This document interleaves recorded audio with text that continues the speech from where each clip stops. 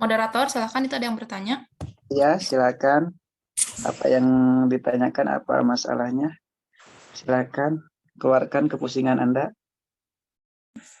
Izin bertanya, saya Sylvia Aprilianti.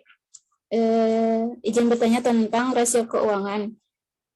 Jadi rasio keuangan itu digunakan, apakah kegunaannya untuk bank saja ataukah ada pihak yang lain gitu? Jadi rasio keuangan bank itu kegunaannya untuk pihak apa saja dan siapa saja? Apakah untuk bank saja ataukah ada pihak yang lain? Cukup sekian, terima kasih. Silakan. Siapa yang mau jawab? Izin menjawab, Teh Silvi. Ya. Jadi kalau untuk rasio keuangan itu bisa digunakan oleh perusahaan mana saja, baik perusahaan jasa maupun perusahaan dagang.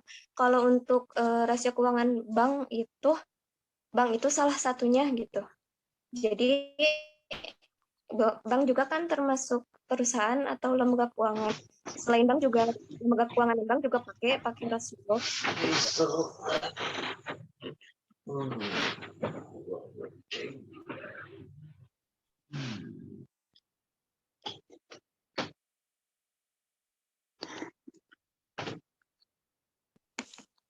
Gimana tuh Silvi?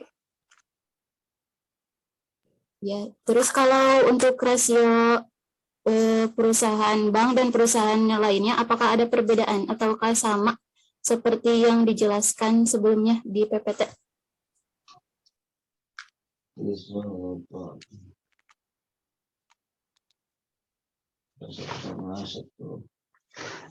Yang ditanyakan sistemnya atau apanya? Ya, bisa jadi sistemnya. Izin menjawab Teh. Jadi kalau untuk analisis rasio ini sebetulnya secara umum sama ya. Cuman mungkin setiap perusahaan beda-beda menggunakan rasio mana gitu. Kayak ini aja tadi bank syariah tidak semua jenis rasio dipakai ini ya. Ada beberapa aja yang dipakai gitu. Tapi memang kalau untuk lebih maksimal lagi, Bismillahirrahmanirrahim.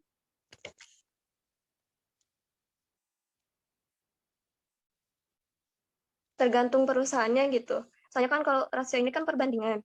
Kalau misalkan perusahaan sebelumnya misalkan hanya menggunakan 3 jenis rasio, berarti untuk tahun berikutnya rasio yang digunakan juga harus 3 lagi. Soalnya kalau misalkan bertambah jadi 4, nanti emang jadi beda gitu ya. Tidak bisa dibandingkan karena yang dipakai untuk menghitung rasionya hanya 3 sebelumnya.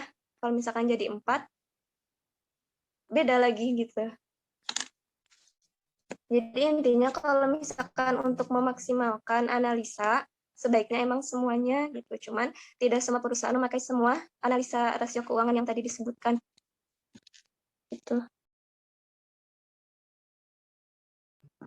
Ya, gimana? Apakah dapat dipahami? Kalau nggak dapat dipahami nanti sama Ibu dijelasin. Iya, betul.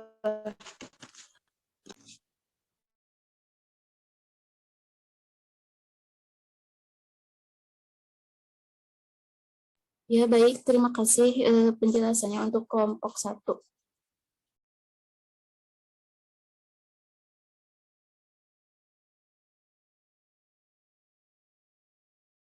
Silakan yang lainnya, Salsa, Nisrina, boleh bertanya.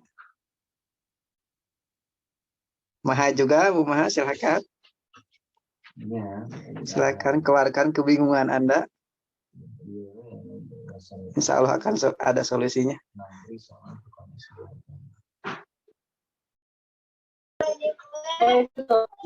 Izin bertanya dia. Silakan, silakan.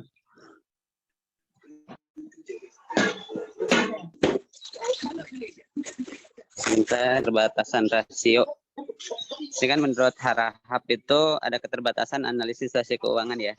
Nah, untuk melengkapi keterbatasan ini apa? Terus yang kedua, ini di luar tema. Kalau misalkan bank itu eh, punya aset yang sitaan, nah itu kan menjadi tidak lancar ya yang dipakai modal untuk bank. Nah itu apa yang dilakukan oleh bank? Terima kasih Dil. Ya, silahkan. Mungkin untuk dari saya, yang moderator silakan.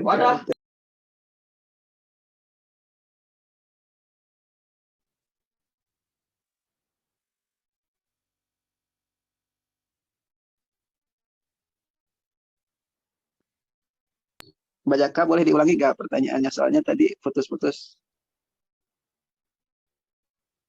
Iya, di sini Ada. jaringannya nggak stabil. Untuk pertanyaan nomor 2 tadi ini kurang menyimak karena suaranya.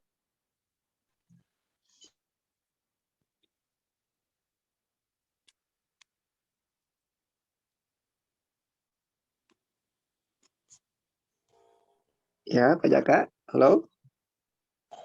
Lagi nyari jaringan. Iya. Yang pertama, yang kedua dia. Yang pertama dulu aja, nanti yang Yang kedua. pertama terkait dengan keterbatasan analisis rasio keuangan, ini yang menurut Harahap ya. Masih ada kesulitan dalam memilih rasio yang tepat, keterbatasan yang dimiliki akuntansi atau laporan keuangan, dan lain-lain. Nah, untuk menutupi keterbatasan ini, menggunakan apa gitu? Terima kasih. Satu dulu ya Pak ya, satu aja. Dua sama yang tadi aset tidak lancar yang Bang, yang tanah yang kalau misalkan ada debitur yang nunggak, akhirnya tanahnya atau rumahnya diambil, itu kan ada tulisan biasanya disita oleh bank atau dimiliki oleh bank A, oleh bank B atau oleh bank C. Nah itu kan barangnya dananya otomatis tidak fresh ya, atau tidak bisa dijalankan untuk bisnis. Nah apa yang dilakukan oleh bank menyiasati aset yang tidak lancar. Nuhun.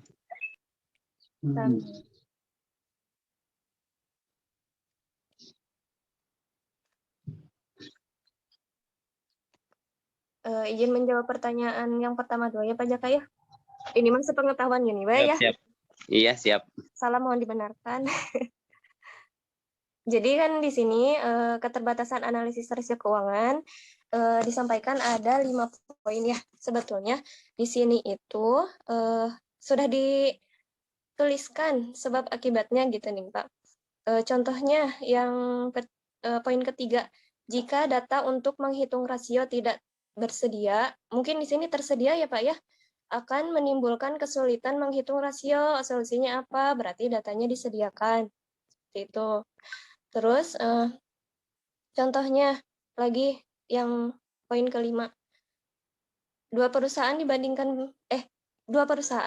jika dibandingkan bisa saja teknik dan standar akuntansi yang dipakai tidak sama. Oleh karenanya jika dilakukan perbandingan bisa menimbulkan kesalahan. Emang untuk setiap perusahaan beda-beda sistem ya Pak ya, sesuai dengan kebutuhan masing-masing perusahaan.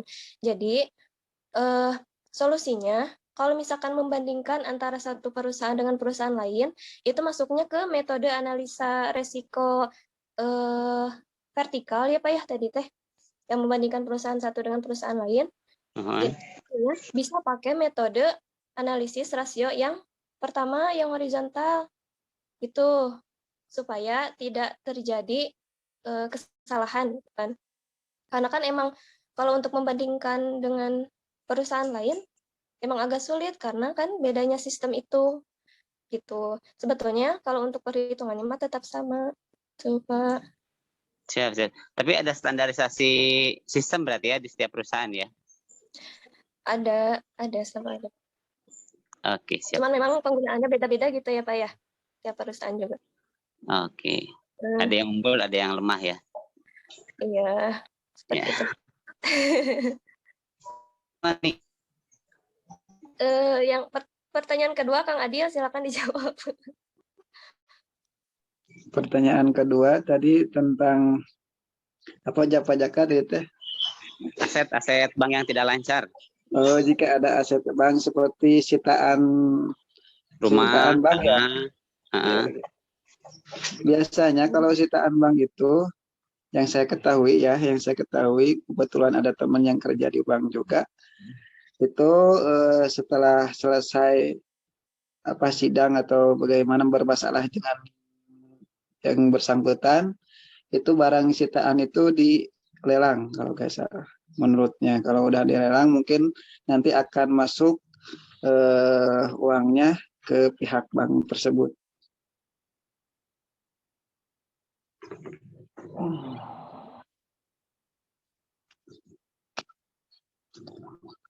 Tapi untuk mengatasinya, saya juga belum tahu sih.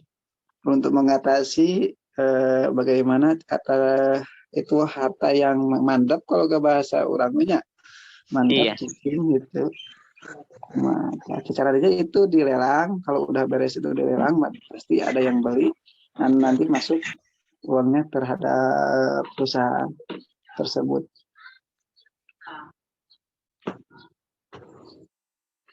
Itu yang saya ketahui. Mungkin ada sistem yang lain juga untuk memperbaiki atau untuk menambal kekurangan atau menambal kekurangan dari pihak bank tersebut.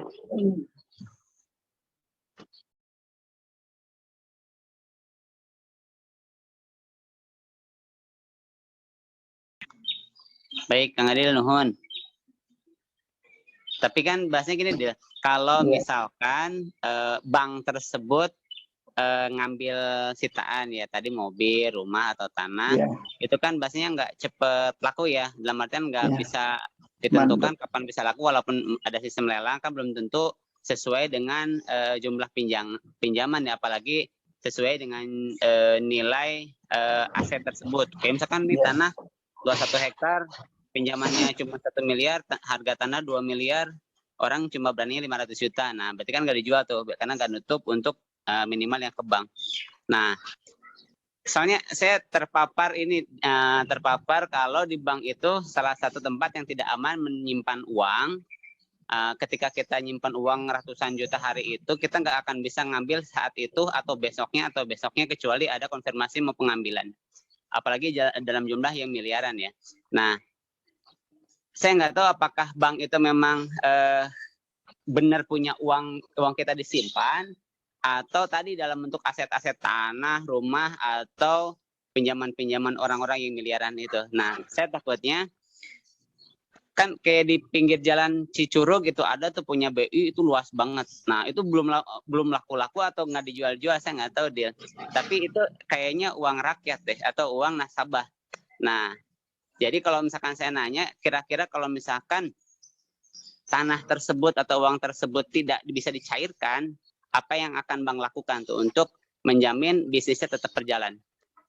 Untuk permulaan ya sesuai selalu ada yang namanya itu cadangan.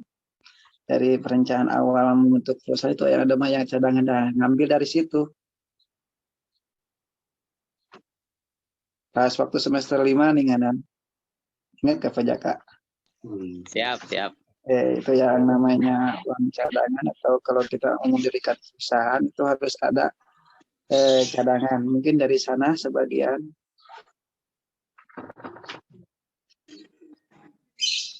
Untuk menganalisis atau untuk meminimalisir resiko ya, itu risiko terhadap bank. Siap, nuhun. Gantian yang lain nanyanya. Silakan, mungkin ada yang mau nambahin dari teman-teman yang lain, ada pengalaman dari bank atau pernah disita motornya atau bagaimana, silakan.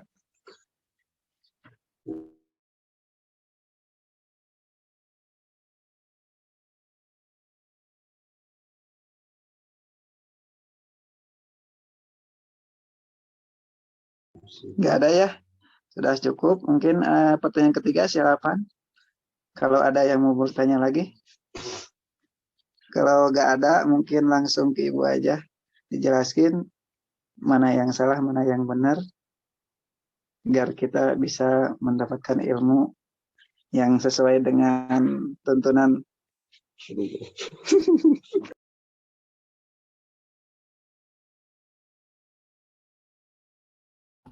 Oke, sudah ada yang tidak ada yang ditanyakan lagi untuk kelompok 1. Silahkan ditutup saja untuk kelompok 1.